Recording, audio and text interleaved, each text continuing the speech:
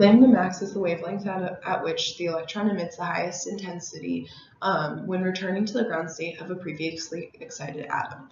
On an emission graph, it's set up as wavelength versus intensity. Intensity is the number of photons emitted at a certain wavelength relative to the total number of photons emitted.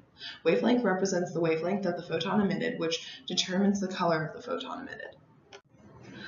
The color controls the lambda max because each color has a unique set of emission peaks on the emission intensity graph.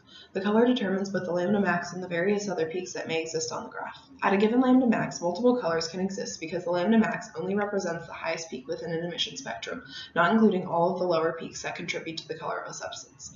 This can be seen in our data when both the red glow stick solution and the mixed glow stick solution have the same lambda max. The mixed glow stick solution has a second peak at a lower wavelength, but it still has the same lambda max as the red glow stick, with a lambda max at about 616 nanometers. What determines what color is emitted the most depends on the available energy levels of the molecule, which are in turn dependent upon the molecular structure of each dye, causing each dye to absorb a different quanta of energy since their molecular structures vary. Electrons can be excited just as elevators are able to take people up to another floor.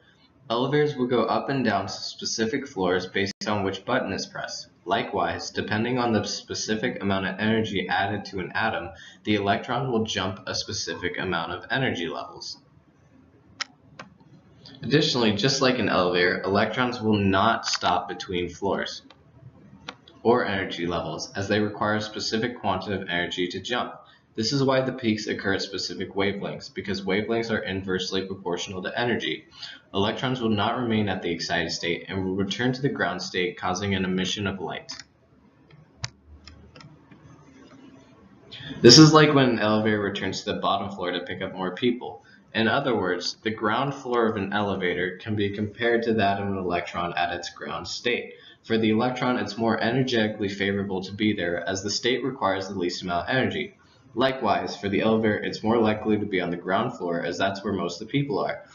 This elevator analogy doesn't completely hold, however. For instance, in electron excitation, if an electron is further away from the nucleus, it will require a lesser quantized energy to jump a level because there is less attractive pull on the electron from the nucleus.